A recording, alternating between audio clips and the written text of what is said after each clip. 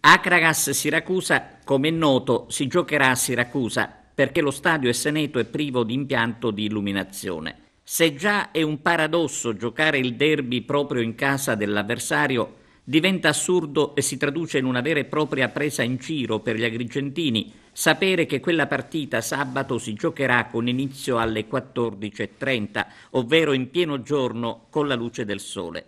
Ma come? Si chiedono i tifosi di Agrigento. Ci mandano a Siracusa perché l'Esseneto è senza luci e poi decidono di farci giocare alle 14:30? Certo, qualcuno della federazione dovrebbe rispondere ai sostenitori dell'Akragas spiegando l'incredibile scelta, oppure decidere per il futuro di far giocare i biancoazzurri davanti al proprio pubblico, senza più trasferte che pesano non solo economicamente.